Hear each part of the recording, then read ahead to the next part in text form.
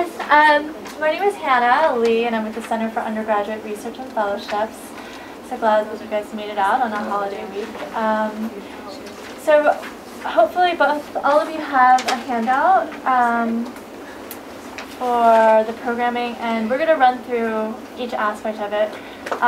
Luckily, we were fortunate enough to have Lance Kenny and Mary Kay Clara with us from the International Studies Office as well as financial aid. So I'm going to hand it off to them first so that they can give you some information about study abroad and financing it, and then I will take it from there and kind of go through the step-by-step things that you need to do in order to apply and eligibility and things like that. Okay? So, yeah. Thank you. Hi. Welcome. Have any of you already, I know at least one person have any of you already applied to study overseas? Or everyone's, you can tell me what you're doing. I'm going to, well, I'm applying to Oxford this fall. Fantastic. With Blackfriars or one to Butler? Okay, so that would probably be St. Anne's or something. Okay, great, okay.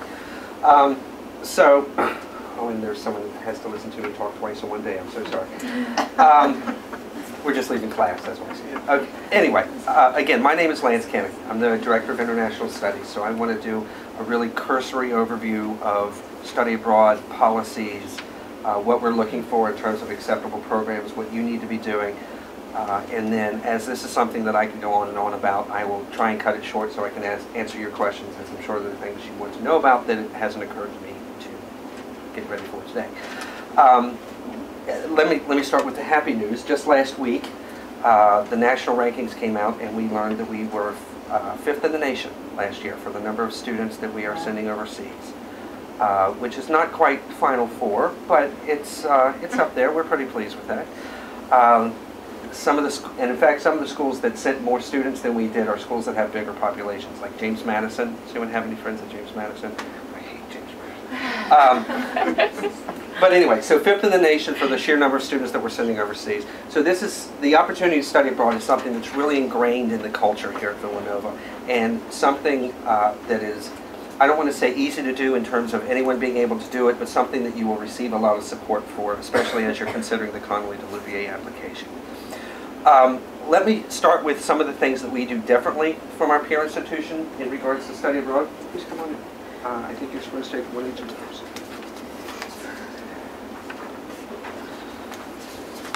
Let me even go back one step. What you're seeing here is very much a synergy between the respective offices.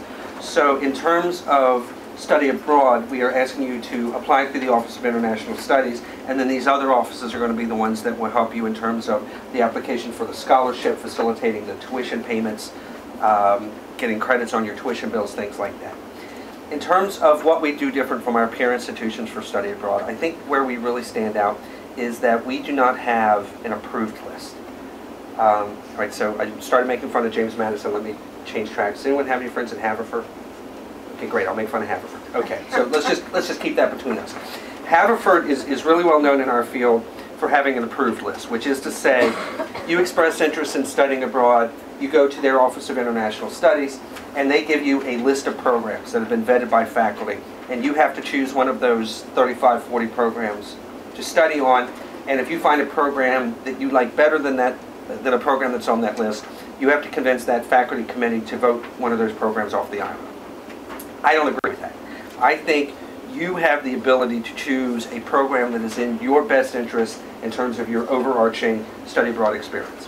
What we do that is slightly different is that we have a list of criteria, which is to say you can choose any program that's out there to study with as long as it meets 4 criteria. That you're at a non-U.S. university. Okay, so for instance, if you're thinking about studying French, we don't want you at the American University of Paris. We want you at the Sorbonne. Okay, we want you to have classes that are taught by faculty from the country where you're living. So not one of these programs where U.S. university sets up a program and then sends their own faculty. We want you to be taught by people that are in situ. We want you to have an integrated living arrangement, which means homestays, residence halls, dormitories, collegium, residence colleges, international houses, you meeting a friend in class that has an extra room in their apartment, any of those things are fine. What we don't want you to do is to go on a program where the program puts all of the Americans together in one building and puts you there for the semester. Okay, we want you surrounded by people other than Americans. Fourth criteria, and you're going to be much smarter about this than I am. Fourth criteria, we want you going with a nonprofit organization. This is not only a matter of philosophy for our office. In other words, I have reservations about a study abroad program that treats you as a customer instead of as a student.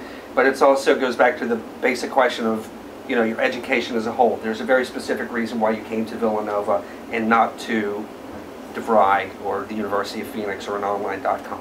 Okay, so as long as you find a program that meets one of those, that meets all four of those criteria, we're happy to work with you on the program. Now, your first step for studying abroad, the all-important first step for the application process is to come to our office, which is in Middleton Hall, which is basically, it's about as far away from this point as you can be and still be on campus. Okay, it's better instructions. It's by Campus Corner. I'm assuming everyone by this point has been to Campus Corner. Okay, so you just leave this building, you follow the smell of the grease, you go down the hill, and when you get to Campus Corner, that's our building. Right? The first step is to sign up for an information session. We run these sessions approximately twice a day. They're 45 minutes, and we go through all of the less interesting policy aspects in terms of how do credits transfer, how do you sign up, what are the living arrangements, what's culture shock, things like that. Once you have that information session, and you can sign up for that online, you can sign up for that on our website. Once you have that information session, you will have one-on-one meetings with someone in our office all the way through your application process. Now, in terms of those one-on-ones, the most important thing that you can do, and this is the thing I want you to really start thinking about now, even before you come down to our office, is the skills question. Not thinking about study abroad in terms of the geography of where you want to go, but what you want to do once you get there. The running joke in our office is always, we're not a travel agent. Okay, I'm not interested in just parachuting you into some country because you heard from a family member that it's pretty. We want to hear from you, what is the skill that you want to develop while you're overseas? Now, by skill, we could be talking about something related to your major. Let's say you're marketing and you want to do marketing finance or international or fashion marketing, so we can help you find programs this way. It could be related to a minor. Let's say you're a Spanish minor and you want to get fluency, so we can start looking for programs that way. Something related to your area studies, if you're doing East Asian studies, Latin American studies. The skills question could also be something related to your professional career. If you're thinking about going into law school after graduation, we can find programs where you're doing internships while you're overseas. More importantly, this is your chance to be really, really selfish. Okay, you get to declare your major, and that's the last decision that you get to make before graduating. Okay, so this is your chance to bring it back around again. So in terms of asking you the skills question, it could be you have an interest in archaeology and you've never been able to do anything with that, so we help you find an archaeology program. Or are you thinking about something that's a subset of your discipline that you don't have time to explore here? Again, the skills question is what helps us to frame what it is that you're doing while you're overseas. So instead of thinking about it in terms of where you want to go and then finding a program and then selecting classes, we want you to do it the other way around. What are the sorts of classes that you want to take to help you develop that skill? Then we'll find the program, then we'll talk about the destination. Okay? It's very much the Rolling Stones thing. You can't always get what you want, but you can get what you need. We're trying to find that intersection between your needs and your wants to make sure that you're finding a program that's best for you. In terms of types of programs that we work with, I would say there's three broad categories of programs. One would be the traditional programs, ones where you enroll in an overseas university, you take a battery of classes and then they transfer back here. More and more popular are the non-traditional programs, programs where you are doing something outside the class but still getting credit for it. So I mentioned internships, that's a prime example. Service learning programs, field research programs, independent research programs, all of those are opportunities for you. One of my favorite, we had a biology student, I guess it's been a couple years ago now, was on a program in the Turks and Caicos. And as a biology student, her big project in this field research program was to tag and track dolphins for the semester.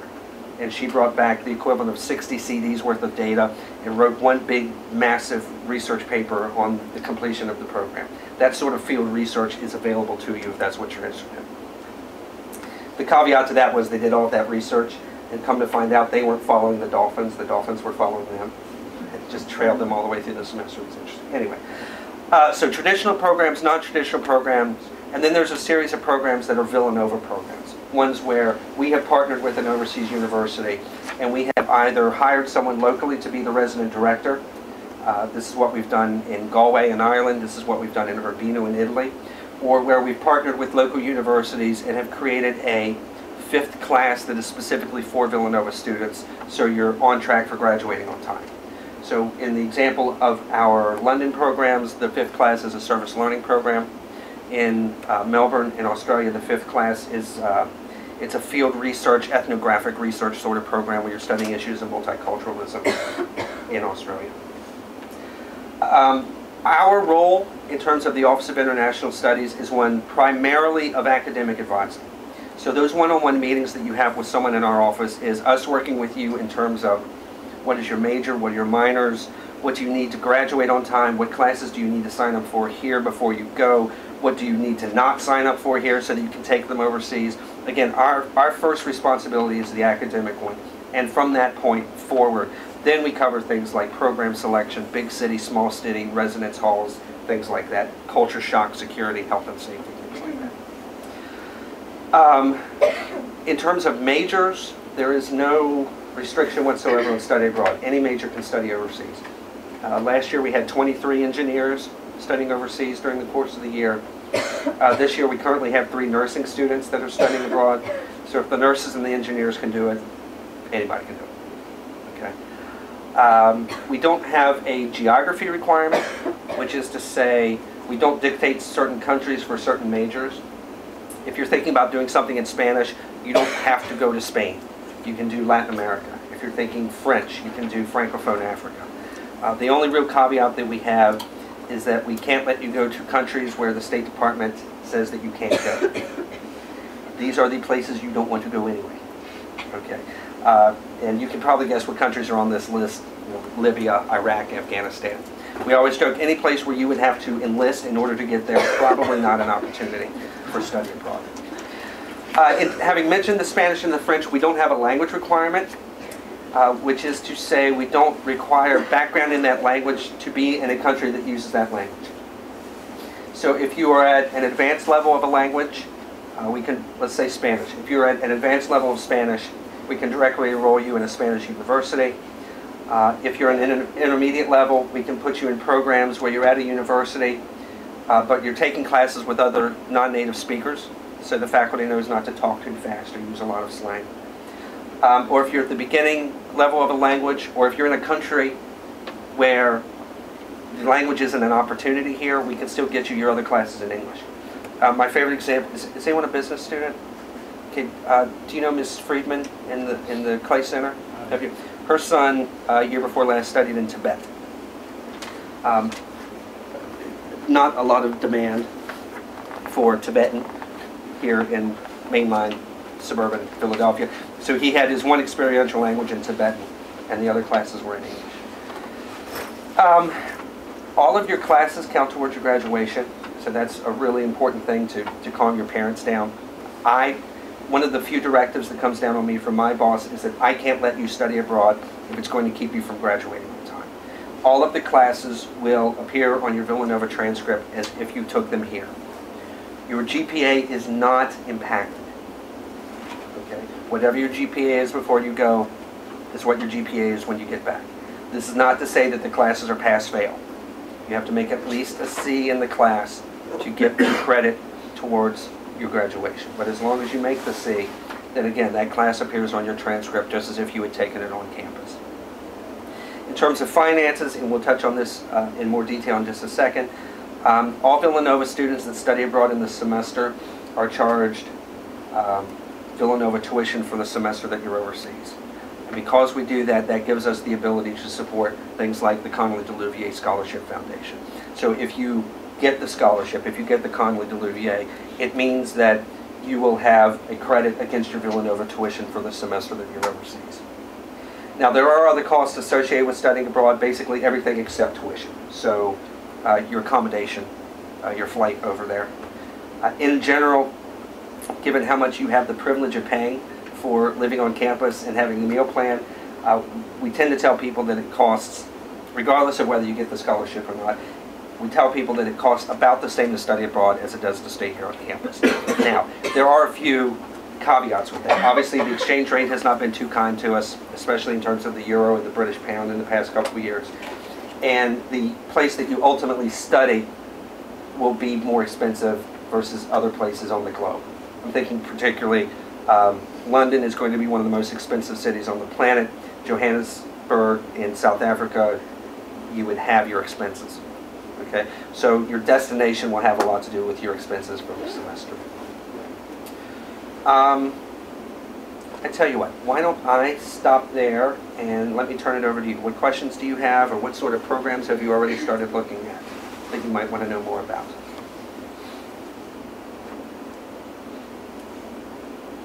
Okay, I have a question.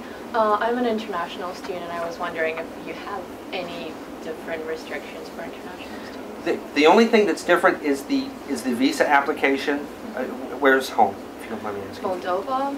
Okay. I will need a visa. Right, to go absolutely, pretty because much everywhere. exactly. And so it just means that you will have to reach out to that country's embassy or consular office to see what requirements are going to be for that visa. Okay. And frankly, because we have students from so many different countries, I don't have those cast in memory. Okay. So it will be another step in the process for you. I would like to think that the visa process won't be that much different than students from the United States trying to get into the UK. I will throw this out though, the visa process in general has become a real pain in the backside in the past 12 months, especially the British visa, if anyone's thinking about doing that. So please have it in the back of your mind that as you're doing this process or as you're accepted to your host university, that you start the visa process as soon as possible. Because frankly, it is something that we can't help you with. We can't call the embassy or the consulate or say, hi, this is Lance from Villanova, can you get my friend in? We can't even go through the process with you. So the visa process has become the real independent variable in terms of your levels of responsibility. This is something that you have to tackle because I'm not allowed to help you. You start that process after you've been accepted or before? You have to start the process after you've been accepted because they need the acceptance letter from the program or from the university to start the visa process. And while I'm thinking about that in terms of applications, I know you're probably thinking different semesters, different locations, and you're going to be required as part of the Connolly Delouvier application to identify your destination or your host university. The thing I want to throw out is you can change your mind. So as part of the Connolly Delouvier application process, if you're thinking second semester next year, and between now and the fall break, you change your mind or you find another program or you're working with someone in my office and find a better fit, that is not a problem. It's just a matter of keeping all three of these offices in the loop on what you're doing. But when you do the Connolly Delouvier application, please don't feel like that is set in stone. Yes. Can you touch on the Robert Ackerman Scholarship for non-traditional countries? The Ackerman Scholarship was set up by, obviously, friends of Robert Ackerman to encourage students to go to non-traditional, non-English speaking countries. There is not an application process because the number of students that are self-selecting to go to those locations every year, it's such a small number that we haven't had to set up an application process because it's a small pool. Okay? So for study abroad in general, not just the Ackerman, but scholarships that are out there in the world for study abroad, you increase your chances of getting money if you go to non-traditional, non-Western, non-English speaking countries. And when I say non-Western, obviously I mean non-Western with a capital W. So Australia and New Zealand are still going to be considered Western. Going places like Central or East Asia or Africa are going to increase your chances of getting money. Now, if I can throw in, if you get the Connolly Delouvier Scholarship for your study abroad semester, you won't get the Ackerman. Well, no, you can use the Ackerman for any cost of attendance. That's right. Just forget what I said. I'm thinking it was only for tuition, but it's not. Yeah, the Ackerman is used to offset the non-tuition portion of expenses. So like a really expensive flight to Morocco? Yes, Could be... the Ackerman could be used for that money. And it would credit your account here. You mentioned before like a list of criteria, one of which was a non-US program or university. Yes. So what about like the Boston University program? Okay, and this is a very important distinction. We want you Okay, there's two questions there, so let me split them up. The first is we want you hosted by a non-U.S. university. Villanova has a number of one-on-one relationships with overseas universities, but frankly, because of the sheer volume of students that we work with, we can't do that with every single university where our students go. Which means that sometimes we either belong to consortia programs that send students overseas, where Villanova is a member of the consortium. I'm thinking CIEE, IES, a lot of these organizations, not a problem. Or we use programs that other universities have set up. So for instance, Arcadia, just up the road from us, has a huge study abroad program. And so going to Arcadia University's program at the University of Edinburgh, not a problem because you're hosted by the University of Edinburgh. Now the Boston University program specifically does not have a host country university. So, but what Boston does is their entire study abroad experience is predicated on that internship. So in saying that we want a non-US university affiliation, we make exceptions for those programs that are based on cultural immersion. So internship programs, service learning, field research, I'm not as bothered about the host country university affiliation because those countries are built, those programs are built on getting you dug in. And that's really the main impetus for everything that we're doing. I'm not, has anyone had to cover John Dewey in any of your classes? I know you're, John Dewey, famous 20th century US philosopher, used to talk about the spectator theory of knowledge. I'm not interested in your doing that. I'm not interested in your being an academic tourist. And so all of our policies, all of the programs we recommend, everything that we're doing with you is to try to get you as dug into the local culture as possible. So that's why we make exceptions for places like BU.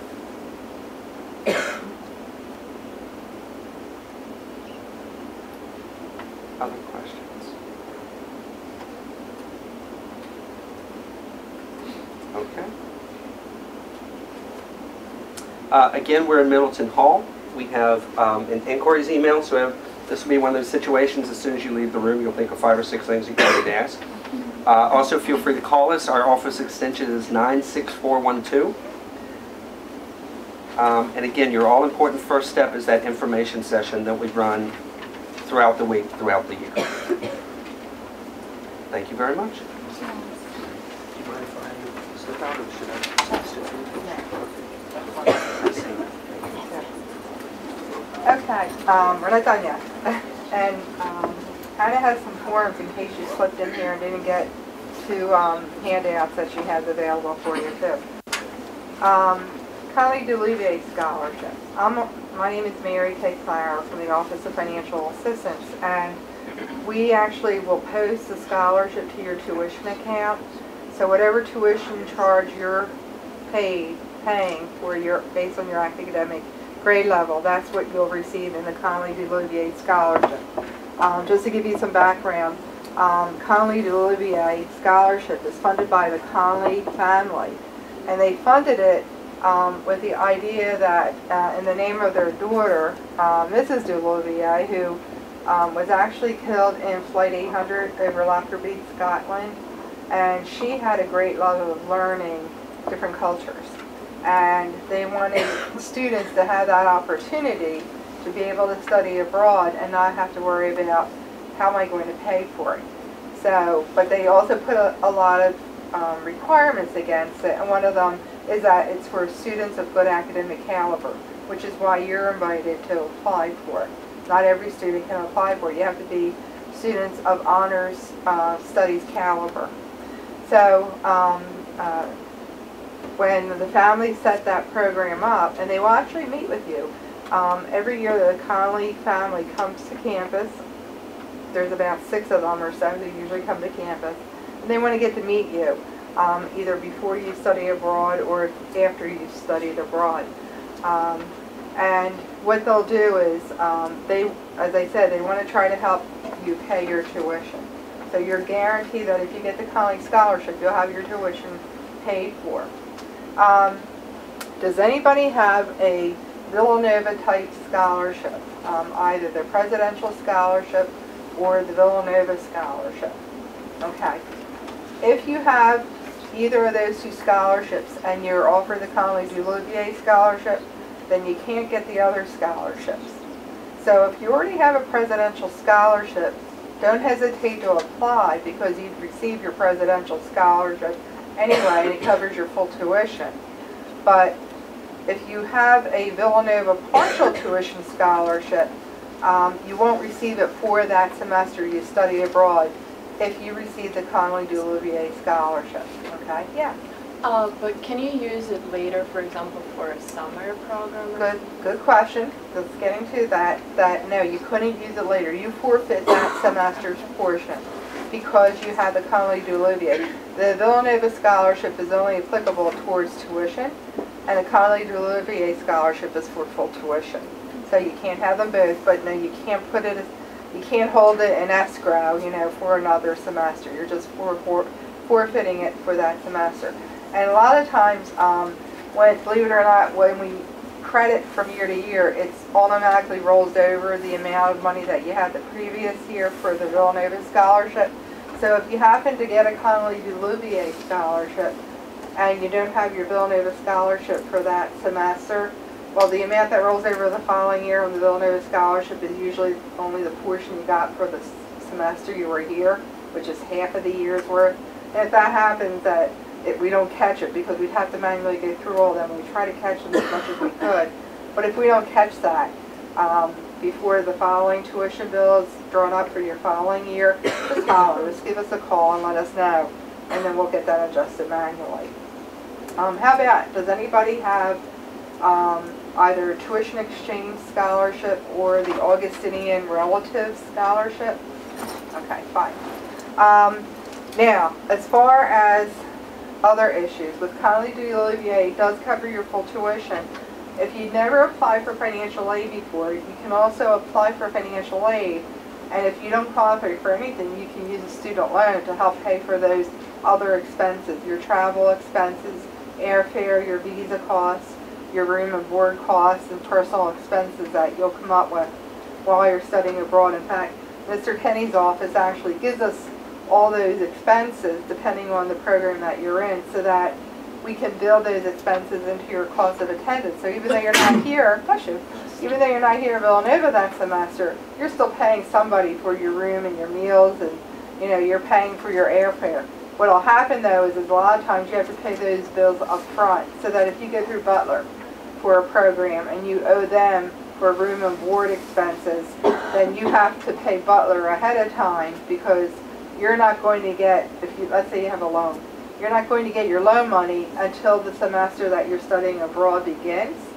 And usually those schools want their money paid up front, typically like by the end of, let's say, this spring for next fall. So they want you to pay your bill with them, but you're not going to get your loan money until next fall. Okay, so you have to pay that out of pocket, and then you'd be reimbursed once your loan monies come in. If you have other financial aid, as Mr. Kenny mentioned, that's the good thing about you're going through the programs through Villanova. Although you may be paying your Villanova tuition, it's allowing you to take all your other financial aid with you when you study abroad, so that that money can be used towards studying abroad costs. Now, if you get any Villanova grant, which is a need-based grant, it might impact, if you get the Conley Duluvier scholarship, it might impact on the total amount of Villanova grant you get for the school year, because already we're looking at the fact that you'd have full tuition covered by that scholarship. While you're studying abroad, just some more, warnings for you. It's up to you to reapply for financial aid for your following school year if you're coming back to Villanova. I'm assuming that you'd only be sophomores or juniors, not seniors, studying abroad. So even if you're a junior, when you're coming back for senior year, you have to reapply for financial aid.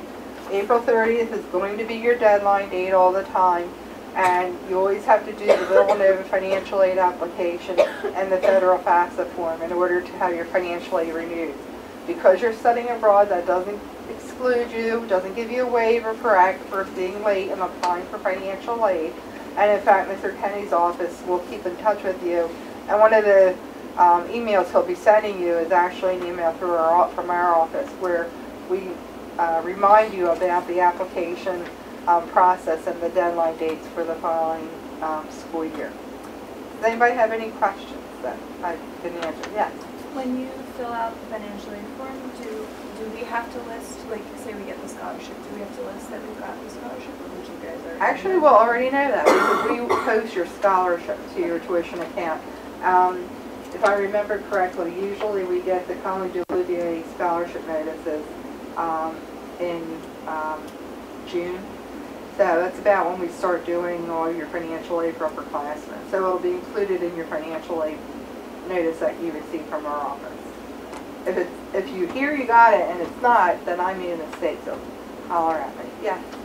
For that Ackerman scholarship, is it through applying for Hanna Lee delivery that you get like in the running for something like that, or is it by studying in a non-traditional country? Just studying in the non-traditional school is for the Ackerman scholarship. College de Olivier is just something separate from that. You don't even have to be an honors student to be able to get the College de Olivier scholarship. You must have financial need and studying in a non-traditional country. So we have somebody out there on it right now. They're not getting College de Olivier. In fact, most of the students, it seems, don't get College de Olivier money for whatever reason. I guess they choose not to go to non-traditional countries. But no, that has nothing to do with that. So you could still be in consideration. You don't have to apply. There is no application for it. And Ackerman is an endowed scholarship, just as Mr. Kenny said. Friends of Robert Ackerman endowed a scholarship to the university. So the amount differs every year based on how well the investment does in the stock market. And he usually likes to split it, give half to somebody who's out in the fall and someone who's going out in the spring. And it's his office who reviews the students who, what he'll do is he'll prepare a list and send it to me of students in non-traditional, who are going to be studying in non-traditional countries. And then those students who have financial need, I just report back to him. And then he has a committee in his office who makes the decision who gets the scholarship. So I think this year it was about $2,500 or something like that, or $2,600 some odd dollars. So half of it went to one student, the other half to the others. If we're paying Villanova tuition when we're abroad, does the presidential scholarship not cover that? The presidential scholarship does cover your Villanova tuition when you're studying abroad. Okay, so as long as it's a program through Villanova, most of them are anymore. So what would be the benefit of applying for this? You know what, that's really a question to ask Hanna. I don't know, you know, because maybe on your resume, you know, maybe that looks a little different. Maybe there's some, you know, networking that the Conley family might do with you, as opposed to just having your presidential, because they truly do only pay your tuition. Each of them only pays your tuition anyway, so financial-wise, yeah, what's the benefit of it? So you can ask Hanna that. Yeah. How many people generally receive the Hanna Lee scholarship? You know what, it depends on the dollar amount that's available. I think we might have about 20 some out there with it this year. We had a little bit more a few years ago, because that money is being held in a fund that's invested by the university so that it continues to grow and be there. We don't just use it up and that's the end of it. So it's based on how much money it's taken in, you know, so it was worth a little less this year than, but again, they have a lot of students that they offer it to. So I can't give it to you right now, but I could, you know, let you know. Hanna might not even know that offhand. I should, but I don't. If I'm going next spring, is it possible to still apply for that, for the scholarship, or not? For the Conley scholarship? Oh no, that's why you're all here today. You were selected by the honors department based on the fact that if you wanted to apply for college, if you wanted to study abroad, any portion of next academic year, 2010-11, that's why you're here today. I mean, I'm going Oh, for this coming next semester? Yeah, the Conley scholarship funds have already been awarded for this coming semester. Yes. Yeah, this is for people who are going to study abroad for the fall. Anybody else? Yeah. What happens like endowment scholarships? Those go away? Like you already have one? Yeah. Yeah. What one do you have? Robert Keating. Who? The Keating one? Oh, Robert Keating? Yeah. You know what? It won't go away. It funds your Villanova grant anyway, so for the semester that you're not studying abroad, we're still counting that tuition. Because remember, with College de Olivier, if you receive that, that's covering your tuition for that semester. But you still have tuition for the other semester that you're here. Plus you have, you know, your study abroad costs and room and board and everything for the semester you're away, plus the either your Villanova housing costs or off-campus expenses while you're on, for the semester you're back. So what we would do first is, how much is your Keating? Like 10,000? Yeah, so if you at least have financial need of 10,000, even after we consider the Connolly DeLuvier scholarship, then you would have your Keating scholarship renewed. So I could use it for like the expenses of travel and stuff? Oh yeah. Very good. See, you're all academically talented students. If you have questions, just as Mr. Kenny said, and you think of them later, or you want to sit down and go over your specific situation, we're in the Office of Financial Assistance. We're on the second floor of Kennedy Hall, right above the bookstore. And feel free, make an appointment so that way we can sit down and go over your situation specifically if you wanted to do that. Thank you so I know. I'm glad you're here. One of the questions they have is if they're already getting a full tuition presidential scholarship, what's the point of applying for the Connolly DeLuvier scholarship? And that really depends on, how you see scholarships and how that fits into your trajectory.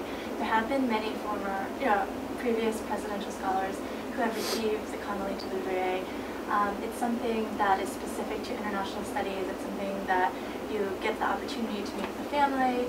It's a networking opportunity, and if you're looking to do like Fulbright or other kind of postgraduate nationally competitive scholarships, it certainly is helpful to show that you are invested in culturally broadening your intellectual experience. So those are some of the benefits,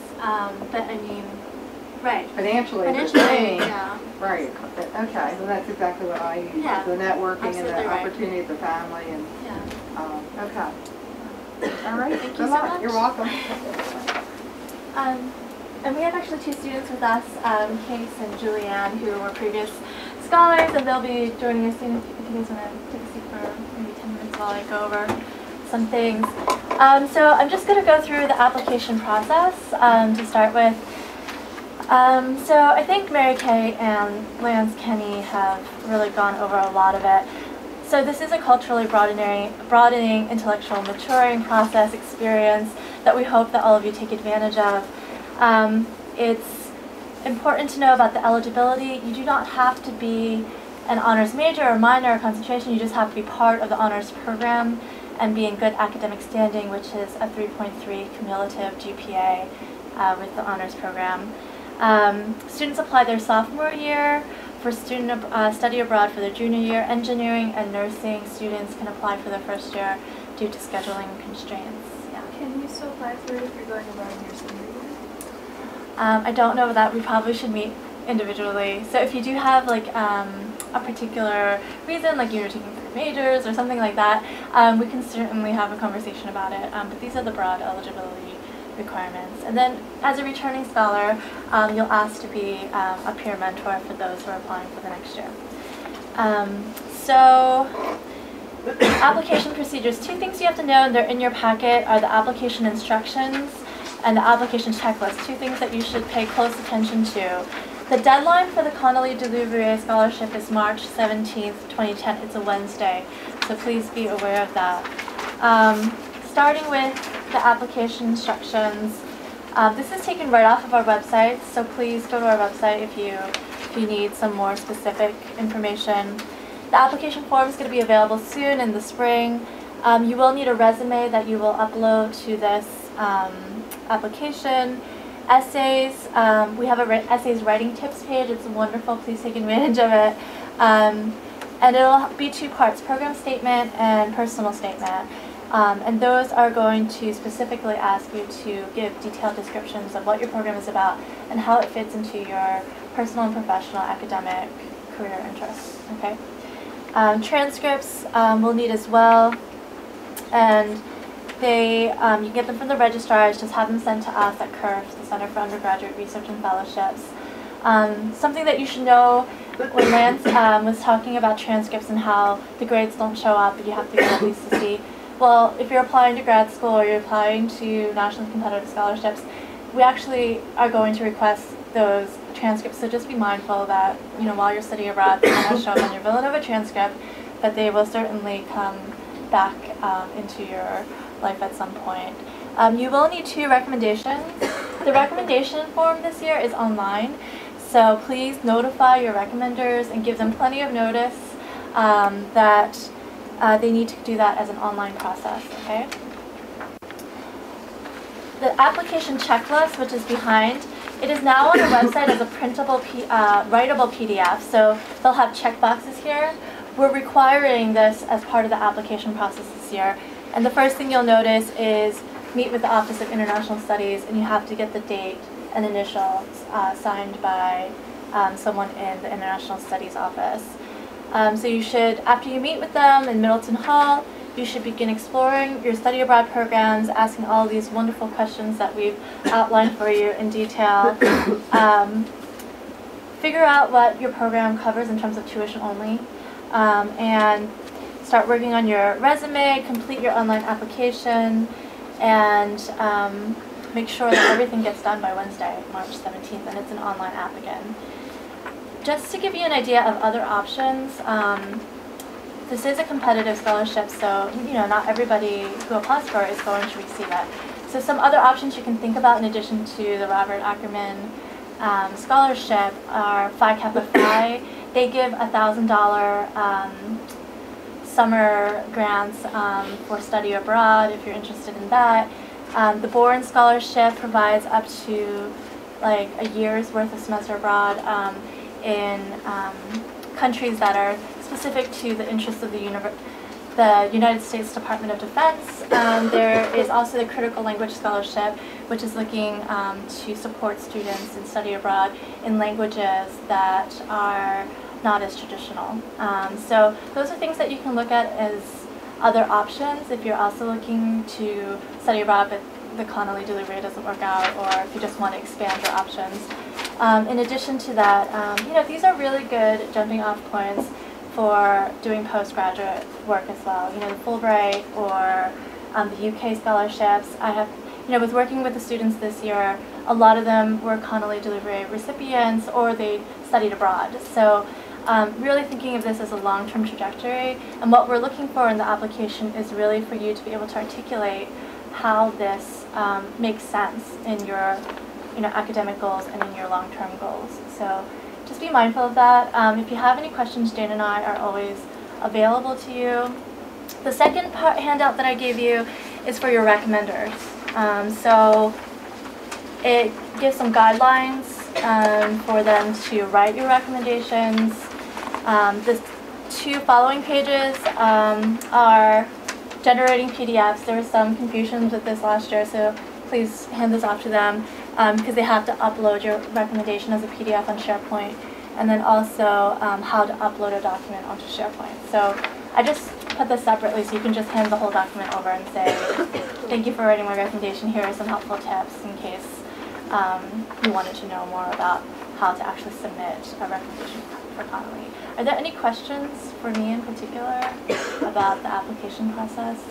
You mentioned getting the Office of International Studies, initial it. What if you've already been there? I've already done all that. You've already done it. Just write the date down that you did it, and that's fine. Okay. Any other questions? Great. Well, then I'm going to hand it off to Casey and Julianne, and feel free to ask them questions. They're going to share a little bit about their experience with the scholarship and their study abroad. Okay.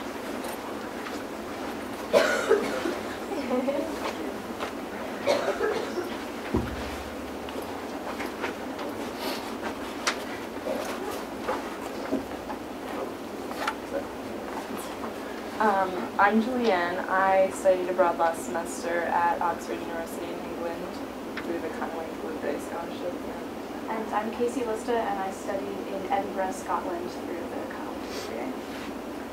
So just a little bit about why, obviously the financial benefits of Hanna Lee Blueberry are pretty much what made it possible for me to study abroad, especially since Oxford is one of the few programs that actually has a tuition that's higher than Villanova.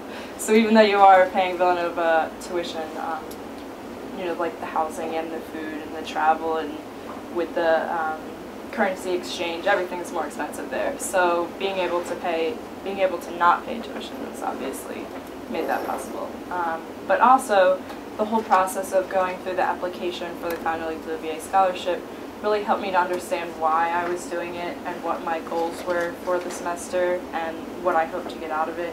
Because going into studying abroad, I had like a lot of different ideas about things that I wanted to do. I wasn't really sure where I wanted to go. And having to write like a personal statement and the program statement really helped me to kind of narrow down my focus and figure out exactly what would be the best fit for me. So that was one plus, I guess. Yeah, for me what really helped out was the flexibility of the Hanna Lee Delivery. Originally when I applied for the scholarship, my plan was to study in Valparaiso in Chile, and I got the scholarship to study there and was pretty much planning on that until I got back to school in the fall of my junior year, and then decided that I in fact didn't want to study in a Spanish-speaking country. Talked to Jane Morris about it and changed my mind to study in Edinburgh, Scotland about like 2 weeks before all of the applications were due for other study abroad things.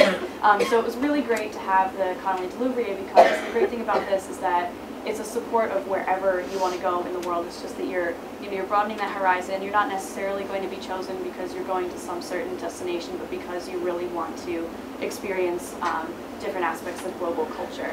So I was just very thankful, one, that I didn't have to go somewhere that I was going to be uncomfortable with going to, and also that I would have the opportunity to still experience a different culture that I was going to be more excited about. And like Julianne said, like the finances of this are really what made it possible for me. I have a partial tuition scholarship here, and I'm a commuter, so when I went abroad I would have the added expense of having room and board.